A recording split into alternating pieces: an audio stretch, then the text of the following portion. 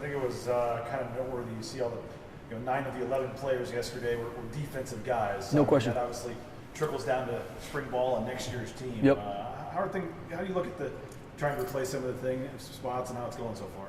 Yeah, no, BJ, good question. I mean, it's definitely been something that we've been preparing for, like we talked about even in January with signing day and then the second signing day period. So we knew it was coming. Obviously, yesterday being pro day, so excited for these young men because a lot of them have been here for so many years and just seeing their growth and development. So yesterday was an awesome moment for this place, an awesome moment for them, but it does show the amount of players we're not only losing on defense, but also leaders we're losing, production we're losing. And so it's been really fun this spring for guys to play, guys to get a lot of reps that maybe hadn't yet. The good thing with some of our guys getting banged up last year was some of these guys had to play. So maybe they didn't go into last year as a starter. They were able to get some really good reps as the season went on because some of our guys got banged up. So there's guys out there with playing experience. There's some guys that this is their first couple months on campus, with some of the early enrollees. So it's a really good mix of some guys that have played and even some of our guys that are returning, maybe banged up, not able to play as much. So we're able to play a lot of young guys, a lot of new faces, and get a really good idea of where they're at. So the big thing for us is just building the foundation. They don't need to be perfect. I'm not going to be perfect. We tell them all the time, but the foundation with which we play is everything. So for us, like our emphasis, communication and eye control. You can do that regardless of your talent level. It's our job to get you ready and prepared to communicate every snap and know what I'm looking at. Then pursuit, like how hard you play has nothing to do with your skill, your talent, how many games you played on the blue, it doesn't matter. So just building some of those, and that's only to name a few, we're just trying to continue to build the foundation with the younger group. How noticeable is it that Scott Matlock's not out there this year, and how important is it to find a leader in that defensive line? Yeah. Well, obviously with a guy like Scott Matlock, not only his production on the field, his leadership on the field, his leadership off the field. So, I mean, losing a player like Scott Matlock's a big deal. He's done so much for us on and off the field, and can't be more excited for him to play on Sundays. But it is a big loss for us, and we're still obviously throughout spring, throughout summer, throughout fall camp, trying to look to build. Okay, who is that guy that's going to step in his place? And it doesn't maybe have to be a D lineman. It can be a linebacker, it can be a DB, but we're looking to find who those guys are. And right now, our big thing, not only just to the defense, but to everyone's like, prove it. This isn't the time for you to tell me. This isn't the time for you to tweet about it. This is the time for you to prove it with your actions. How you show up in the morning, how you prep, how you train, that is going to prove to us that you can lead, that you can win your one-on-one, and you can do what it takes to continue to build this to an elite defense that we want to continue to keep that standard. And that's the big challenge to our guys was we did some really good things on defense last year. The standard is the standard. It's not like, oh, we lost these guys, so here we go. It's making sure everybody understands the standard, coaches included, and then us continuing to build to that as we work all the way to the fall. Your personnel is going to look so much different next year.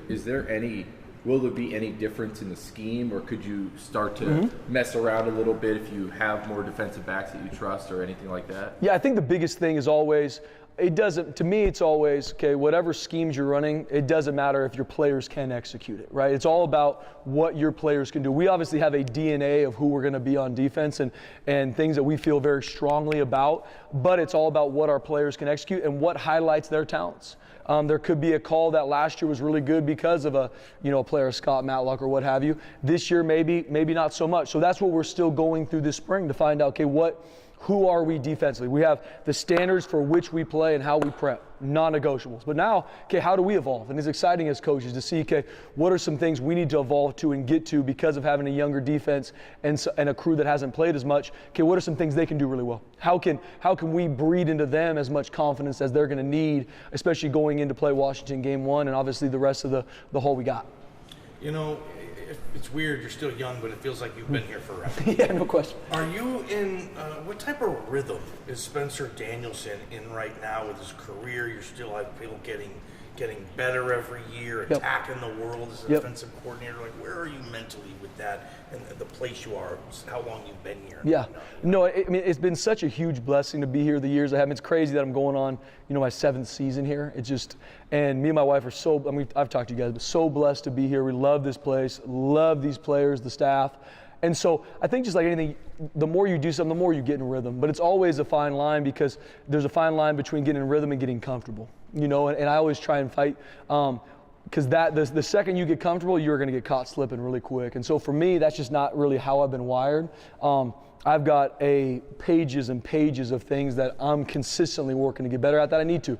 Could be from a defensive coordinator standpoint, could be from a leader standpoint, could be from all these different facets. So it is awesome being able to be at a place this many years because I'm able to see players from freshman to pro day. And that gives me a lot of joy, a lot of fulfillment, because seeing where these kids come from to where they are now. But for me personally, there's so much that I'm excited to grow in, not only to help these players, but for me personally. So there's a long list of things that I'm excited to continue to push and grow in and improve on. And I'm excited to do it. I think that's the thing. The second that you stop having that thrive to grow and that urgency to improve, I just think at that point you probably shouldn't be doing this anymore. That's at least my philosophy. Regardless of how many years you've been somewhere or whatever you've done, that's what I love about this sport and love about coaching is there's always something you can grow in. It's a new group. And maybe something that worked last year, like we talked about, is not going to work this year. And it's our job to make sure we do the best thing for our players. And that's what motivates me because we got a great group in that locker room. Yeah, we've lost some guys that are going to go play in the NFL, which is awesome. We got a great group to coach. Not perfect. I'm not perfect. But a group that you love to come to work. And that's my passion is, okay, am I doing everything in my power to make sure either from calls to practice planning to what we're doing is putting them in the best possible situation? And are they growing as men on and off the field? Like that's everything to us. And so I know it's kind of a long answer to your question, but love being here these years, love this place, love these kids, but very, very excited for not only the things that I need to grow in, but the things that we're going to do as a staff to continue to push this standard forward. I know you don't have some guys out there due to injury and stuff, but at corner and then I guess at safety too, I mean, trying to replace Biggs and trying to replace some guys at safety. Who stood out, I guess, to this point? Yeah, obviously there's some guys banged up that aren't able to practice right now in spring, so we'll be able to answer that a little bit more come summer, come fall camp. But some guys have been stepping up. I think Jalen Clark's had a really good spring ball. Once again, there's some things that he was able to play more as the year went on with some of our guys getting injured. He's done some really good things. There's still, once again, as a younger guy, some things that I'm excited for him to grow in all facets, but he's taken a big step. Amarion McCoy, who's a junior college transfer, he's done some good things. Obviously, same thing. Still a lot that we're excited to see him growing, but they've done a good job stepping up and getting a lot of reps because of some of the guys that have been out. So that's the corner position.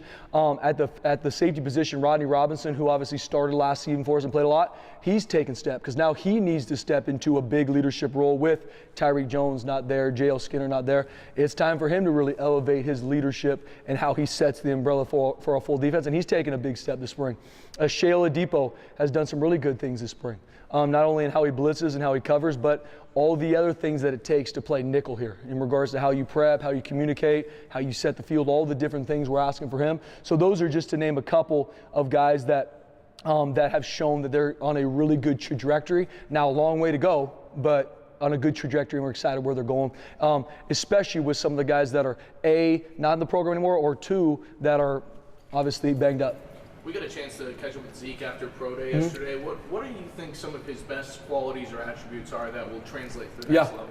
With Zeke, he's one of the savviest football players I've ever been around. What I mean by that is I think a key to being a really good linebacker is you obviously need to understand the schemes. You need to understand how you're being attacked from an offense, but you got to be able to win in the gray. In this day and age, an offense could watch what Patrick Mahomes is doing on a Sunday night football game, and you might see that exact play the next game you're playing them. That's just the reality of it. And so you need to have players that know their rules, know the defense, and know how to win in those situations. And Zeke is one of the savviest smart football players I've been around in regards to how he sees keys, how he knows he's being attacked.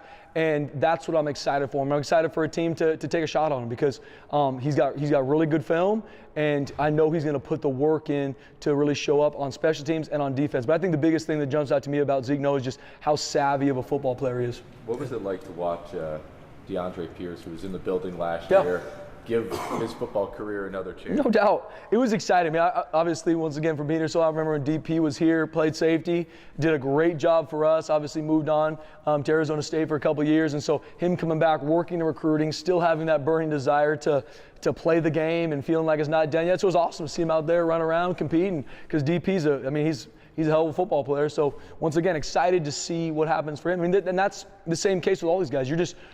I'm proud of the fact of all they've done to get to this point. Now it's And I told him, like, it's in God's hands now, guys. Like, you've done the work, you've done everything you could to this point.